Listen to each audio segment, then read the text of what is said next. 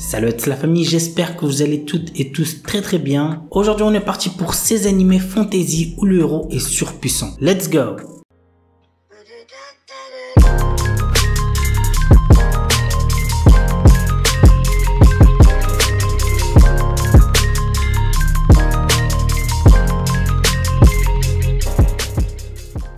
On commence avec la saison 2 de Rakshasa Street. Sai Ling est une jeune diplômée à la recherche de son premier emploi. Les entretiens s'enchaînent et aucun n'est concluant. Un soir, elle reçoit un message l'invitant à la rue Rakshasa pour un entretien et elle y court. Rakshasa Street est une rue dans une autre dimension où les esprits démoniaques sont attirés à l'intérieur afin de les détruire. C'est aussi un endroit où les esprits et humains coexistent, cependant tous les humains ne peuvent y entrer. Seuls ces rares utilisateurs d'âmes aux côtés de leurs gardiens protecteurs peuvent y entrer. C'est un animé chinois et j'en ai rarement vu des aussi bien. L'anime a pour genre action, shonen, surnaturel, autre monde, super pouvoir. La saison 1 compte un total de 24 épisodes, tandis que la deuxième fera un total de 2 épisodes. Toharu Kagaku no Raligun T. Il s'agit de la troisième saison de la série animée Toharu Kagaku no Raligun. Une énorme ville de 2-3 millions d'habitants s'étend à l'ouest de Tokyo. Cette métropole est surnommée la cité académique et elle rassemble des étudiants dotés de pouvoirs extrasensoriel dont le niveau est évalué sur une échelle de 1 à 5. Mikoto Misaka est l'une des 7 personnes atteignant le niveau maximum. Surnommée Raligun grâce à sa capacité à maîtriser l'électricité, cette jeune fille de 14 ans fréquente le collège pour filles Tokiwadai. Principale animation de l'année, le festival Daisei regroupe pendant 7 jours des épreuves d'athlétisme. Ouvert au public et sous l'œil des caméras du monde entier, il apporte une certaine euphorie dans cet établissement plutôt calme le reste de l'année, mais cette année il sera le théâtre d'événements inattendus. L'anime a pour genre shonen, science-fiction, action, comédie et a pour thème école, super pouvoir. Pète. Ouais, c'est pas très ouf comme nom d'animé, on va pas se mentir. L'histoire tourne autour de personnes qui possèdent la capacité d'infiltrer l'esprit des gens et de manipuler les souvenirs. Leurs pouvoirs ont été utilisés secrètement pour couvrir des incidents, des assassinats et d'autres actes malveillants. Ces compétences peuvent non seulement détruire l'esprit des autres, mais aussi corrompre le cœur des utilisateurs en même temps. Par peur et mépris, ces hommes sont appelés Pet. On commence avec Seiken Tsukai no World Break. L'histoire se déroule dans un lycée privé dans lequel les élèves sont appelés sauveurs en raison des souvenirs de leur vie antérieure. Les élèves sont divisés en 2 catégories, les Shirogane et les Kuruma. Pour affronter leurs ennemis, les Shirogane utilisent des armes et des techniques de combat, tandis que les Kuruma utilisent la magie. Moroha Emura, le protagoniste, est le premier élève de l'histoire à posséder des souvenirs de Shirogane et de Kuruma. L'anime a pour genre seinen, school life, ecchi, fantasy et compte un total de 12 épisodes. Makenki Takeru Oyama a un objectif bien précis dans la vie, rencontrer des filles.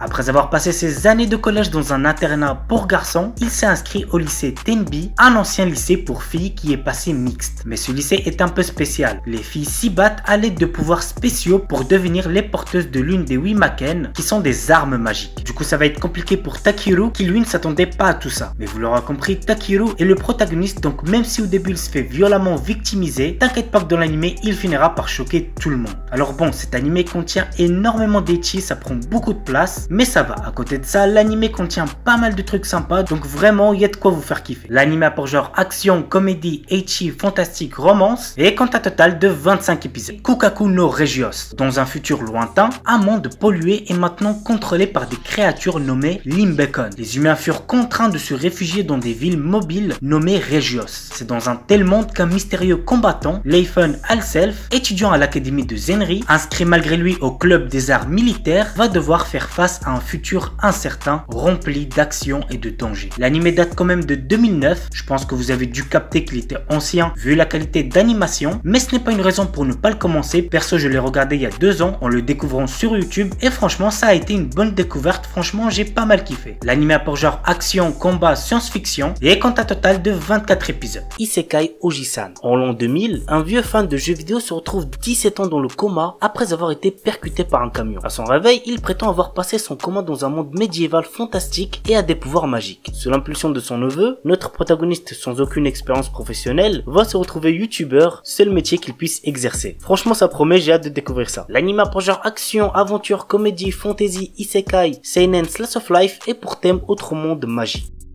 Isekai Yakyuku. Un jeune pharmacologue et chercheur au Japon est mort de surmenage et s'est réincarné dans un monde parallèle. Il s'est réincarné en tant qu'apprenti de 10 ans auprès d'un célèbre pharmacien de la cour royale ayant acquis la capacité inhumaine de voir à travers la maladie, la création matérielle et la destruction matérielle. Dans cette société dans laquelle la pratique médicale est douteuse et où les prix sont abusifs, le petit pharmacien triche en utilisant ses connaissances antérieures pour créer des médicaments innovants tout en aidant les gens. L'anime a pour genre aventure, comédie, fantasy, slice of life et pour thème autre monde, magie, médecine, réincarnation.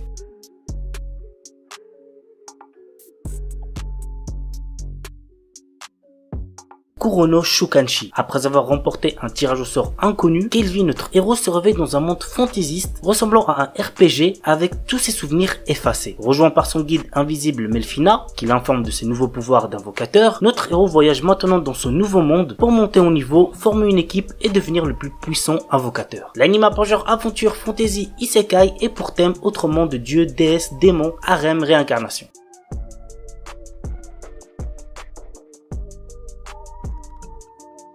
Tensei Kenja no Isekai Life. Yuji Sano, notre héros, travaille dans une entreprise stricte et en revenant du travail, il doit souvent faire des heures supplémentaires chez lui. Un jour, il reçoit sur son ordinateur un message disant qu'il est convoqué dans un autre monde. Il se retrouve transporté dans un monde où s'affichent des compétences et des barres de vie comme dans un jeu. Notre héros tombe rapidement sur un slime qu'il réussit à apprivoiser et il devient ainsi un dompteur de monstres. Des pouvoirs magiques se réveillent alors en lui et il obtient un autre métier, celui de sage. Quelles aventures attendent notre héros? Go voir l'anime pour le savoir. L'anime a pour genre action, aventure, comédie, fantasy, shonen et pour thème autre monde.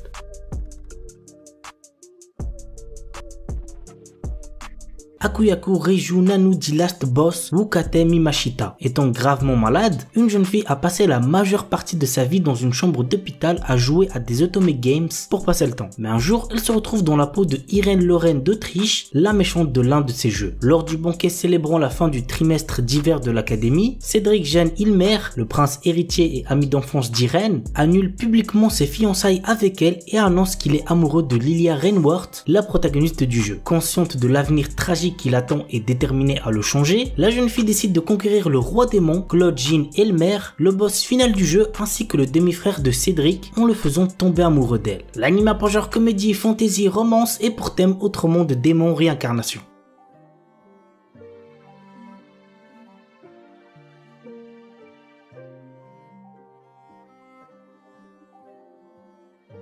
Gaikutsu Kishisama Tadaima Isekai I Odeka Kishu. Quand Arc, notre héros, se réveille, il découvre qu'il a été transporté dans un autre monde dans le corps du personnage qu'il jouait dans un MMO. Avec son armure et son corps en forme de squelette, on le surnomme le chevalier squelette. Logique. Si son identité était découverte, il pourrait être pris pour un monstre et devenir une cible. Notre héros décide de passer son temps comme mercenaire pour ne pas attirer l'attention sur lui. Cependant, il n'est pas le genre d'homme pouvant rester les bras croisés lorsqu'il est témoin d'actes malfaisants se dérouler sous ses yeux. L'anime a pour genre action, aventure, comédie, drame, fantasy, mystère et pour thème autre monde, combat, magie, monstre. Commence tranquillement avec Kumo Desuga Nanika, un animé sorti en début d'année. J'ai plutôt bien kiffé, c'était sympa, il y a certains moments où je me suis plutôt bien marré, c'est pas un truc de fou non plus, mais il y a de quoi passer un bon moment devant. Dans un monde parallèle, le combat titanesque entre le héros et le démon roi a résonné jusque sur Terre et détruisit une salle de classe remplie d'élèves. Cependant, les victimes se retrouvent réincarnées dans ce monde fantastique. Ainsi, nous suivons les péripéties de Wakaba Hiro, une lycéenne médiocre qui se retrouve réincarnée en araignée et qui va devoir apprendre à survivre face à tous les dangers possibles et inimaginables. L'anime a pour genre action, aventure, comédie, drame, fantasy, surnaturel et pour thème autre monde, monstre, réincarnation.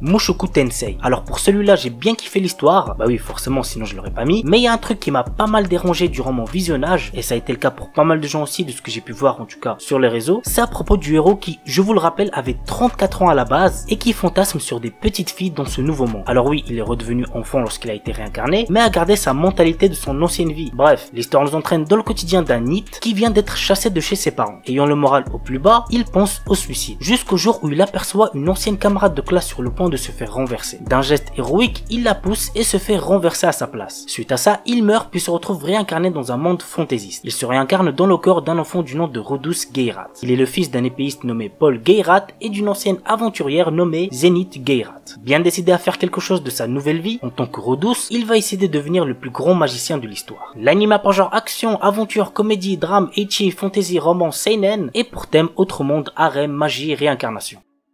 La sorcière invincible tueuse de slime depuis 300 ans. Après s'être tuée au travail dans le monde réel, Azusa Aizawa s'est réincarnée en sorcière immortelle dans un autre monde où elle a passé 300 ans à profiter d'une vie paisible. Elle a pourtant tué des tas de slime pour payer ses factures et gagner de l'expérience jusqu'à atteindre le niveau 99. Désormais, elle traîne une solide réputation qui attire aventuriers curieux, dragons duellistes et même une fille monstrueuse qui la prend pour sa mère. Tout ceci ne l'arrange pas trop puisqu'elle a toujours cherché à se la couler douce. L'anime a pour genre aventure, comédie, fantasy, slice of life surnaturel et pour thème autre monde, magie, réincarnation.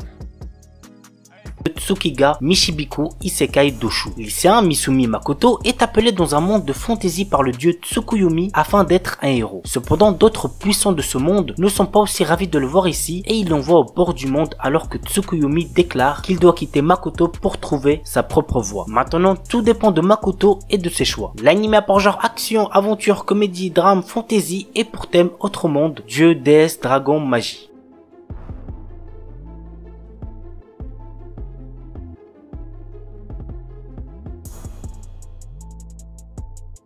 On commence avec un animé de cet automne, Seihat no Paladin. À l'heure où je tourne cette vidéo, il n'y a que 3 épisodes qui sont sortis et franchement j'aime vraiment bien, ça commence à devenir de plus en plus intéressant. Dans une ville mortifière, ruinée depuis longtemps et loin de la civilisation humaine, vit un seul enfant humain. Il s'appelle Will et il est élevé par 3 morts vivants qui sont le guerrier squelettique Blood, la gracieuse prêtresse momifiée Marie et le sorcier spectral Gus. Les 3 aiment le garçon et lui enseignent tout ce qu'ils savent. Mais un jour, notre héros commence à se demander qui il est vraiment. Le jeune garçon va ainsi devoir percer les mystères de ce lointain pays de mort et découvrir les circonstances qui l'ont amené dans ce lieu. De plus, les 3 morts vivants semblent lui cacher de nombreuses choses sur sa vraie nature. L'anime a pour genre action, aventure, drame, fantasy, shonen et pour thème autre monde, dieu, déesse, fantôme, magie, mort, réincarnation.